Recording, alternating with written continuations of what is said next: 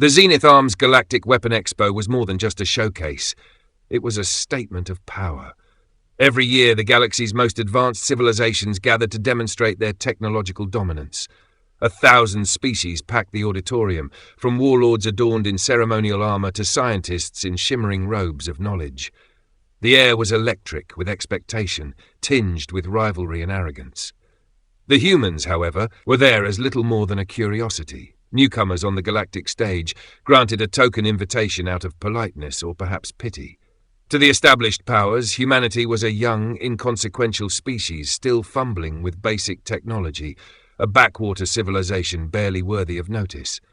Their weapons were seen as crude relics, their military strategies as outdated relics of a violent past.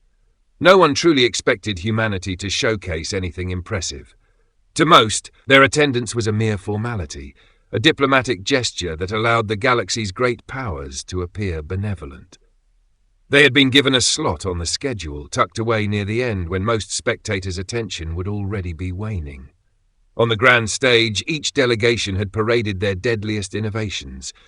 The Zendarians displayed their graviton disruptor, which reduced a battle tank to a pea-sized fragment. The Crexian showcased their AI-guided autocannons. The Vern revealed their nano-dissolution cloud, a weapon that disassembled targets at a molecular level in seconds. The Cyrax presented their quantum phase lance, an energy beam that bypassed shields by phasing through solid matter. The crowd roared with approval after each presentation, their excitement mounting with each display of precision, power, and elegance. This was warfare as the galaxy understood it, clean, sophisticated, and efficient. Then, the lights dimmed, and the announcer's voice boomed. Next, representing humanity, Captain Philip Talon of the Terran Defense Forces. The announcement carried the weight of formality, not excitement.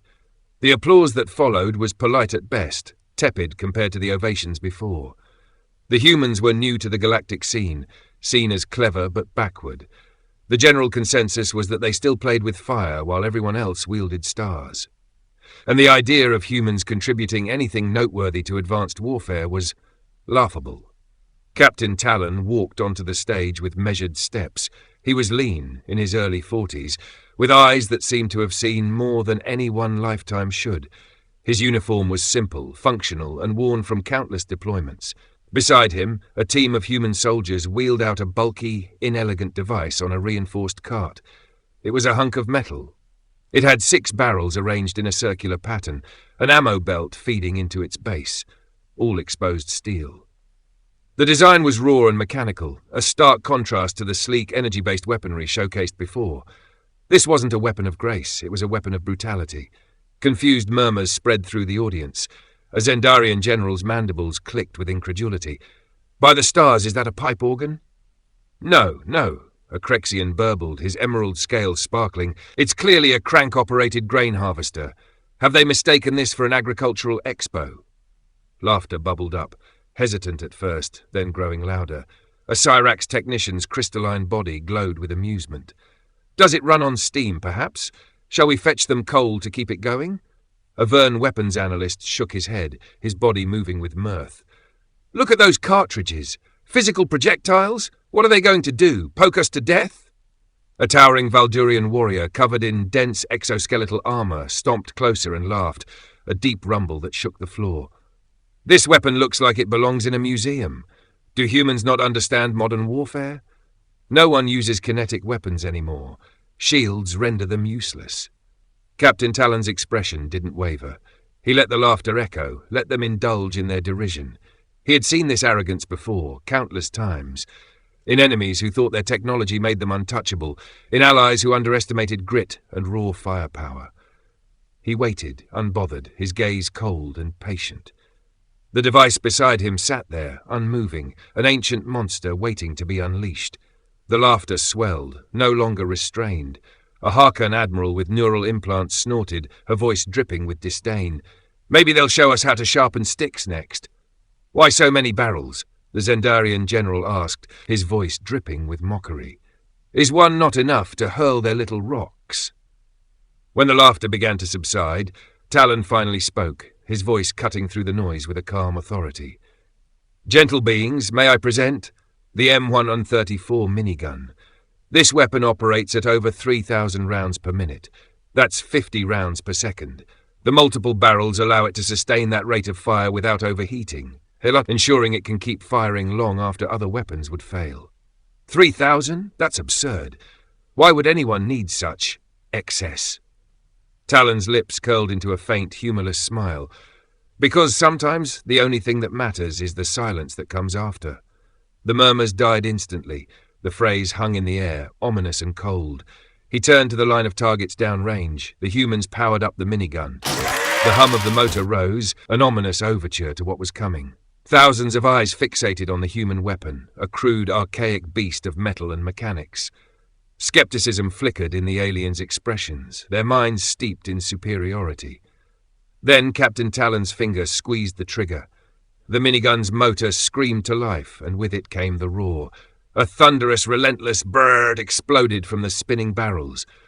What followed wasn't a demonstration. It was a storm of destruction, a symphony of devastation. Each round was a crashing wave, pounding against the targets with a fury that seemed impossible. The air vibrated with the power of it, and the ground trembled under the weight of its fury. The first line of targets, thick slabs of standard armor designed to withstand small arms fire and light energy weapons, lasted less than a heartbeat before they were shredded into oblivion. Thousands of rounds per minute struck with such ferocity that the armors collapsed like soap bubbles. Layers of armor peeled away like paper, and reinforced plating was pulverized into molten fragments. The aliens in the audience watched, jaws agape, eyes wide and unblinking. The once boisterous crowd fell silent, mesmerized by the sheer power and devastation unfolding before them. The alien delegates who had mocked the weapon moments earlier now stood frozen in awe. Their minds struggled to keep up with what they were witnessing. The weapon didn't fire in bursts. It poured destruction, an unending stream of metal that obliterated everything in its path. The air shimmered with heat. The walls reverberated with the violence. The floor quivered underfoot. Their laughter since then had stopped. At 3,000 RPM, it was obliterated. The Vern weapons analyst was the first to speak. He leaned forward in his seat, his scaled fingers curled into fists. Each shell casing that hit the floor seemed to echo in his mind. He was enthralled, his voice tinged with longing. By the stars, it breathes fire and spits death. The storm raged on. The second wave of targets were armored with advanced alloys, known for their ability to resist plasma bursts and even kinetic impacts from the powerful energy weapons. However, the design of the minigun rounds had evolved since their early use on Earth. The rounds used in this demonstration weren't the same as those found in the old M134. These were specially modified projectiles, developed for the challenges of modern warfare on a galactic scale. As the minigun unleashed its relentless onslaught, the difference in material resistance became irrelevant. The targets fared no better. Sparks flew like fireworks as they were perforated in an instant. A mist of vaporized metal and superheated air clouded the stage, the smell of burning metal sharp and intoxicating. The third wave of targets, the true test of defense. Energy shields that had been designed to repel even the most advanced kinetic and energy-based weapons. The aliens were certain these shields could stop anything, as they had withstood countless assaults from the finest of intergalactic weaponry. As the first round slammed into the shimmering shields, the audience watched with a sense of anticipation. The shields shimmered, flickered under the barrage, and then, unexpectedly, collapsed. The overwhelming force of the minigun's bullets destabilized the energy fields, causing them to collapse in a cascade of light and distortion. Each subsequent round seemed to sap the shields of their power, and within moments, the once impenetrable barrier was gone, leaving the targets completely exposed to the minigun's wrath. The once impenetrable defense was no match for the overwhelming tide of projectiles, the unyielding flood of fire. The towering Valdurian warrior stood frozen, his dense exoskeleton twitching as if reacting to some primal call. His booming voice finally broke the silence, vibrating through the room. This is the weapon of a berserker. It does not strike, it devours, it demands the battlefield be its feast. He slammed a fist into his armored chest, a salute of respect. I have seen war my entire life, yet I have never known a weapon that roars. By the stars, I would wield it gladly. As the minigun roared, some of the aliens realized something chilling. The weapon was terrifying. Yes, but it was the philosophy behind it that was truly monstrous. Humans didn't build their weapons to match shields or counter elegant defenses. They built them to tear through everything, to overwhelm, to outlast. This wasn't warfare as the galaxy understood it. This was annihilation as a strategy. When the minigun's barrels finally spun down and the roar faded into silence, the stillness that followed was profound. The smoke curled through the air like a ghost, the devastation lying in heaps of mangled metal and molten slag. The targets, once symbols of technological pride, were now reduced to meaningless debris. Captain Talon stood motionless, letting the devastation speak for itself. The Zendarian general's mandibles twitched, his multifaceted eyes reflecting the chaos before him. His voice was sharp, like the click of gears snapping into place. The force calculations are impossible. At this volume of fire, each impact transfers kinetic energy faster than shields can dissipate it. The rate of damage surpasses anything our models predict. He paused, mandibles clicking softly as he stared at the smoking wreckage. It is chaos, perfect, calculated chaos. What did you call it? Talon met his eyes, the edges of his smile hardening. The M134 Minigun. The general nodded slowly, the name rolling off his tongue like a prayer. Minigun. There's nothing mini about this weapon. The broad-shouldered Crexian warrior, its emerald black skin shimmering faintly, stared at the stage with unblinking eyes. A single tear, deep green and luminescent, tracked down its face. Its voice, a gravelly rumble, trembled with awe. Never have I seen destruction so absolute, so final. This is not merely a weapon, it is a symphony of devastation. The universe itself seems to shudder under its song. The Cyrax technician's crystalline form glimmered with a discordant light, betraying a mix of awe and confusion. Its voice resonated in layered tones like glass struck by a chime. It's barbaric, a throwback to an age of stone and fire.